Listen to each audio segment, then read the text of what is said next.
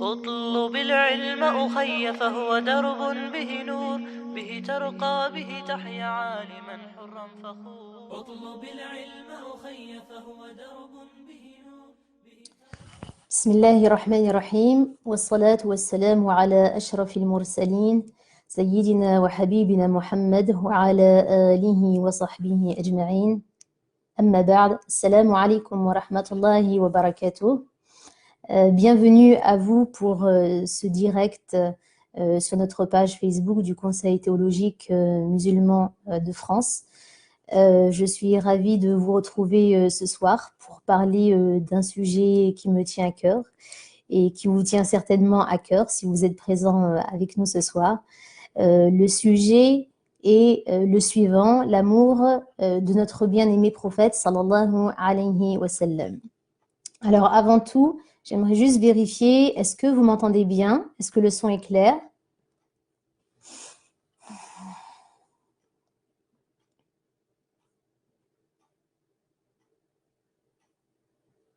Vous m'entendez bien? N'hésitez pas à envoyer un petit commentaire, je vous lis en même temps.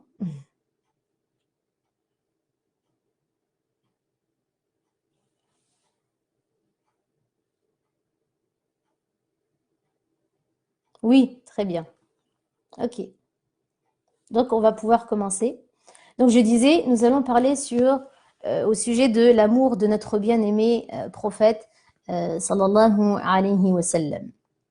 Alors, pour commencer, j'ai choisi de prendre l'exemple de Bilal, radiallahu anhu, que nous connaissons tous. Bilal, radiallahu anhu, était le mu'adhin du prophète, sallallahu alayhi wa sallam, donc le compagnon qui était chargé de faire l'appel à la prière, d'appeler les gens à la prière. J'ai choisi l'histoire de Bilal qui résume extrêmement bien l'amour qu'il portait au prophète sallallahu alayhi wa sallam. Donc, Bilal avait l'habitude de faire l'appel à la prière à Médine, fil Médine al-Munawwara. Et après le décès, la mort du prophète sallallahu alayhi wa sallam, Bilal avait extrêmement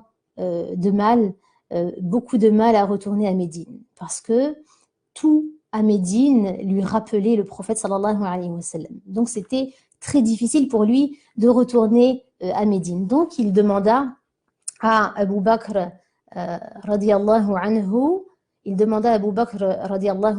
de le laisser partir, de le laisser quitter Médine. Il lui dit, Ya Abu Bakr, si tu m'as délivré pour toi, pour que je sois à ton service, eh bien garde-moi, mais si tu l'as fait pour Allah subhanahu wa ta'ala, alors je t'en prie, laisse-moi quitter Médine. Et donc Abu Bakr a accepté et l'a laissé s'en aller. Et de cette façon, Bilal radiallahu anhu est allé au Shem, il est allé en Syrie près de Dimashq, et il s'est marié là-bas. Il est resté un certain nombre d'années et il avait trop de mal à retourner à Médine. Il n'arrivait pas à y retourner, même pour se recueillir auprès du prophète sallallahu alayhi wa sallam. Jusqu'au jour où il vit en rêve le prophète sallallahu alayhi wa sallam. Et en se réveillant, naturellement, il se mit à pleurer. Et son épouse lui demanda « Ma yubkika ya Rasulallah » Qu'est-ce qui te fait pleurer Ma yubkika ya Bilal, afwan. Ma yubkika ya Bilal. Qu'est-ce qui te fait pleurer, ya Bilal? Et il lui dit qu'il vit en songe le prophète, sallallahu alayhi wa sallam, qui lui dit « Ya Bilal, ma hadhihi al-jafwa, ama ana laka an tazurani » Il lui dit « Ya Bilal, d'où te vient cette dureté? N'est-il pas venu le moment de me visiter ?» Donc le prophète sallallahu alayhi wa sallam vient dans son rêve, il l'appelle, il lui dit « Ya Bilal, viens me visiter, reviens à Médine ». Et donc le prophète Bilal radiallahu anhu a décidé de retourner à Médine, se recueillir auprès du prophète sallallahu alayhi wa sallam et en même temps donc visiter les proches du prophète alayhi wa sallam et aussi ses petits-fils, notamment Al-Hassan et Al-Hussein. Donc après cela, Al-Hassan et Al-Hussein ont demandé à Bilal de refaire l'appel à la prière. Ils lui ont demandé de refaire l'adhan comme il le faisait à l'époque du prophète sallallahu alayhi wa sallam, ou du vivant du prophète sallallahu alayhi wa sallam, parce que celui-ci leur manquait. Et Bilal n'a pas osé le leur refuser. Donc il a accepté, et venu le moment de la prière, Bilal a commencé à faire l'appel à la prière. Lorsqu'il a commencé, donc on commence l'appel à la prière en disant Allahu Akbar, Allahu Akbar. Médine était prise d'émotion. Médine al-Munawwara entièrement a commencé à vibrer et s'est interrogé, Bu'itha Rasulullah, est-ce que le prophète sallallahu alayhi wa sallam a été ressuscité? Est-ce que le prophète sallallahu alayhi wa sallam est de retour parmi nous? Et donc il continue, Ashhadu an la ilaha illallah, j'atteste qu'il n'y a de Dieu que Dieu. Et les gens ont commencé à sortir de chez eux, ont commencé à sortir de leur marché, les femmes sont sorties de chez elles, tout le monde sortait de chez soi et posait la question, est-ce que le prophète sallallahu alayhi wa sallam est à nouveau parmi nous? Et ensuite, Bilal commence à dire Ashhadu anna Muhammadan Rasulullah, j'atteste que Muhammad est le messager de Dieu. Et à ce moment-là, il a été pris d'émotion et il n'arrivait pas à continuer. Bilal n'a pas réussi à continuer parce que ça lui rappelait ces moments où il faisait l'appel à la prière pour le prophète sallallahu alayhi wa sallam de son vivant. Et donc, il a arrêté à ce moment de faire l'appel à la prière, et il est redescendu de l'endroit où il était.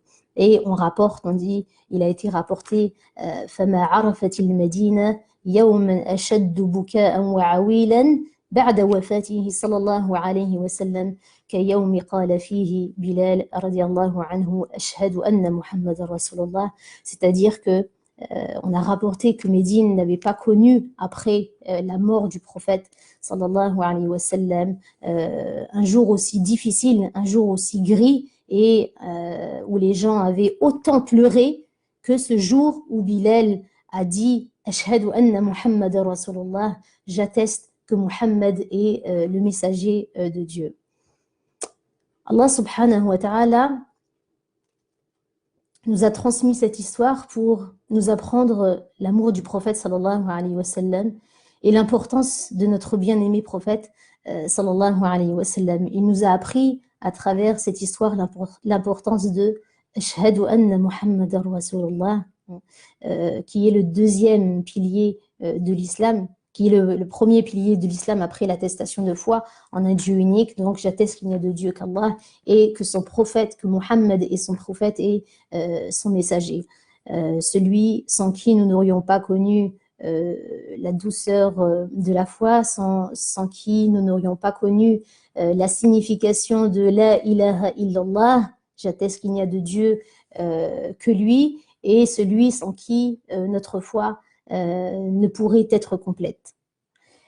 Pourquoi notre foi ne pourrait pas être complète sans l'amour du prophète sallallahu alayhi wa sallam? Parce que on ne peut, notre foi, elle peut être complète que en aimant le prophète sallallahu alayhi wa sallam, car Nabi alayhi sallam nous rapporte dans un hadith rapporté par Anas ibn Malik radiyallahu anhu, il dit لا يؤمن أحدكم لا يؤمن عبد حتى أكون أحب إليه من أهله وماله والناس أجمعين. Ne sera véritablement croyant que celui qui m'aime plus que sa propre famille, que ses biens, et plus que quiconque.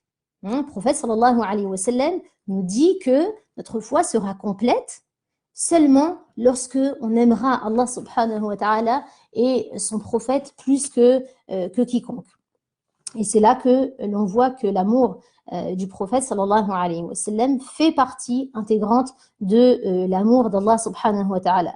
D'ailleurs, à maintes reprises dans le Coran, Allah subhanahu wa ta'ala nous rappelle des versets comme par exemple celui qui obéit au prophète a certes obéi à Allah subhanahu wa ta'ala. Ou bien le verset dans lequel Allah subhanahu wa ta'ala dit قُلْ إِن كُنْتُمْ تُحِبُّونَ اللَّهَ فاتبعوني يحببكم الله ويغفر لكم ذنوبكم.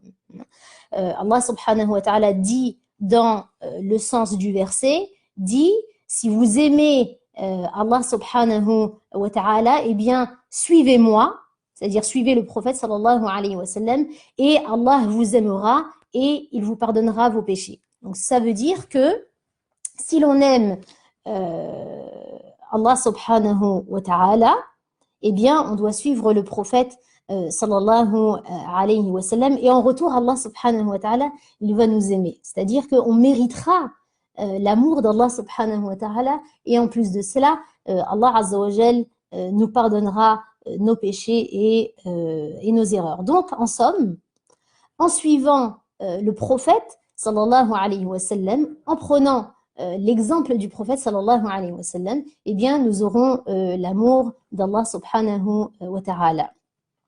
Alors bien sûr il ne s'agit pas uniquement de suivre le prophète sallallahu alayhi wa sallam parce que Allah subhanahu wa ta'ala l'a choisi pour nous transmettre le message, mais ça doit être accompagné de l'amour du prophète sallallahu alayhi wa sallam. Et cet amour, eh bien, c'est Allah subhanahu wa ta'ala qui l'accorde à qui il veut. C'est une manifestation de la bonté divine.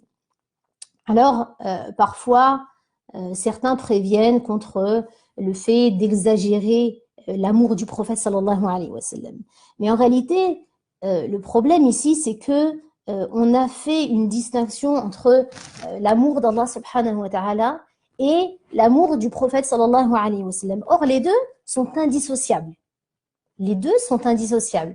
Et d'ailleurs, il est rapporté par Tirmidhi que le prophète sallallahu alayhi wa sallam a dit Ahibbu Allah bima yakhdhukum bihi min ni'amihi wa ahibbuni bihubbillah. Le prophète sallallahu alayhi wa sallam dit dans le sens du hadith, il dit aimez Allah pour ce qu'il vous comble de bienfaits et aimez-moi pour l'amour que Dieu me porte. Donc c'est un hadith qui est rapporté par Tirmidhi.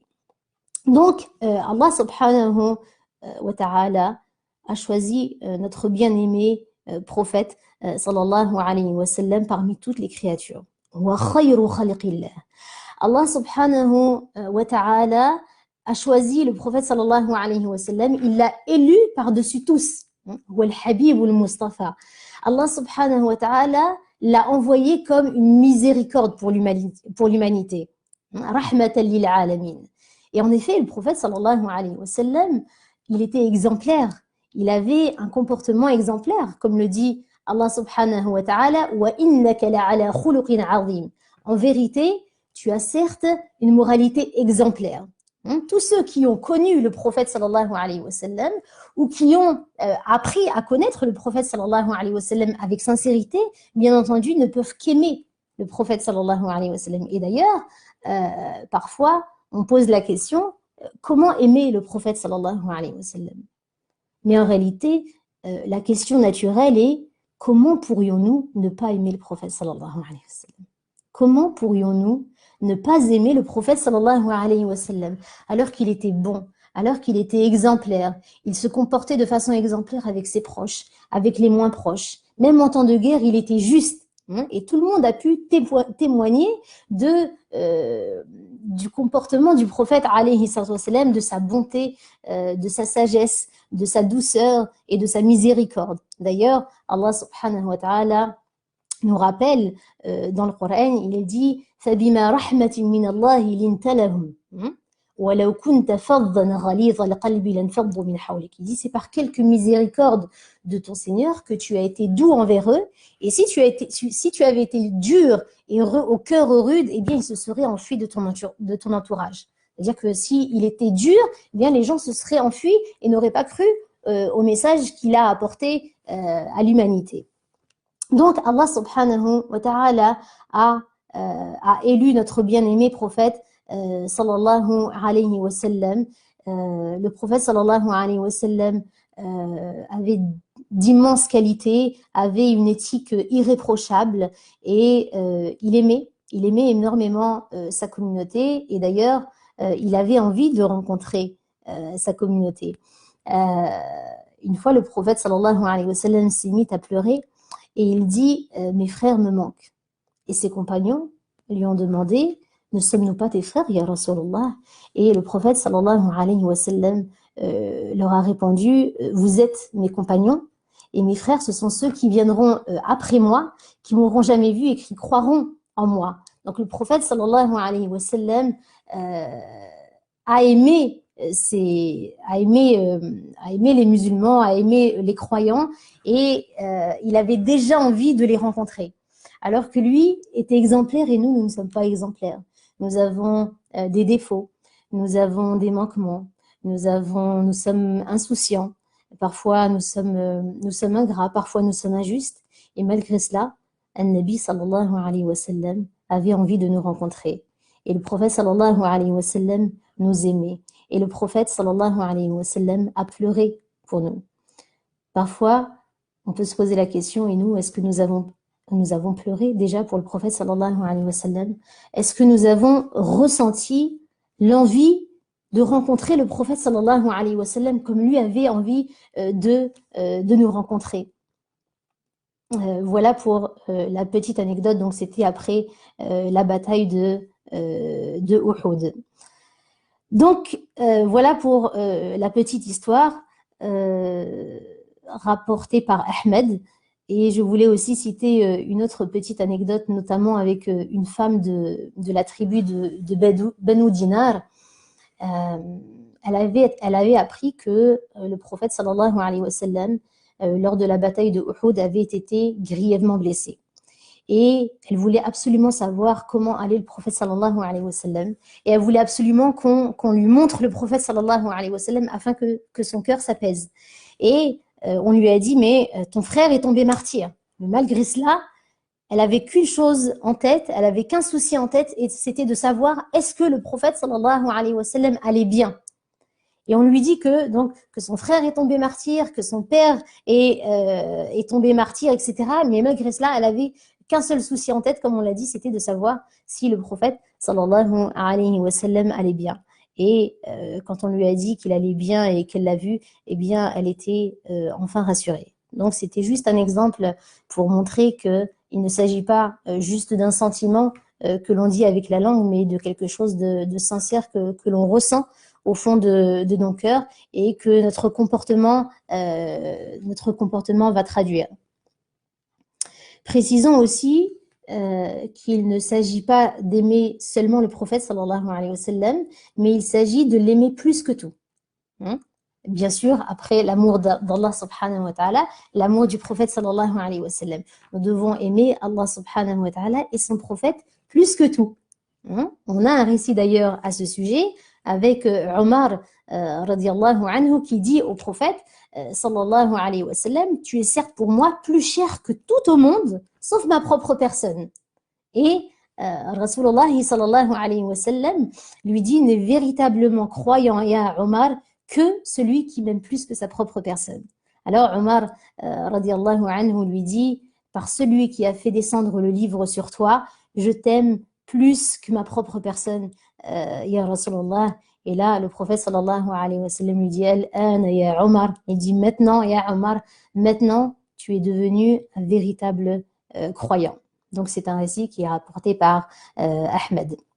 Enfin, pour terminer, rappelons un hadith rapporté par Anas ibn Malik radiallahu anhu qui dit que pour pouvoir goûter aux délices de la foi, pour pouvoir goûter à la douceur de la foi, eh bien, nous devons avoir plusieurs caractéristiques. Et parmi ces caractéristiques, parmi ces trois caractéristiques, il y a le fait d'aimer Allah subhanahu wa ta'ala et son prophète sallallahu alayhi wa sallam plus que tout. Donc, il est extrêmement important d'aimer le prophète sallallahu alayhi wa sallam, de prier un maximum pour lui, car il est aussi celui qui pourra intercéder en notre faveur le jour du jugement dernier. Chacun d'entre nous a l'espoir de la miséricorde d'Allah subhanahu wa ta'ala et a aussi peur de ne pas être à la hauteur le jour du jugement dernier. Eh bien, en multipliant nos prières sur notre bien-aimé prophète sallallahu alayhi wa sallam, nous espérons pouvoir bénéficier de l'intercession du prophète sallallahu alayhi wa sallam, car il est en effet rapporté que ceux qui mériteront le plus l'intercession du prophète, sallallahu alayhi wa sallam, le jour du jugement dernier, ce sont ceux qui avaient l'habitude de prier le plus sur le prophète, alayhi salatu wa salam.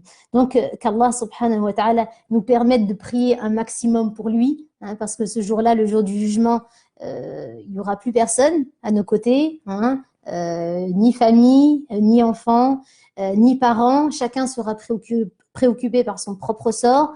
Les prophètes aussi diront nafsi nafsi, chacun sera préoccupé par son propre devenir, et seul le prophète sallallahu alayhi wa sallam pourra intercéder en notre faveur, et Allah subhanahu wa ta'ala lui dira irfa' ra'sak was'al tu'ta washfa' tushaffa'. Il dit lève la tête ya Rasulullah, demande ce que tu veux et intercède pour qui tu veux, et Allah subhanahu wa ta'ala le lui accordera. Donc puissions-nous être des personnes qui aiment Allah subhanahu wa ta'ala et son prophète sallallahu alayhi wa sallam plus que tout. Puissions-nous avoir cet amour grandissant dans notre cœur, qu'Allah subhanahu wa ta'ala nous fasse miséricorde et qu'il soit satisfait de nous.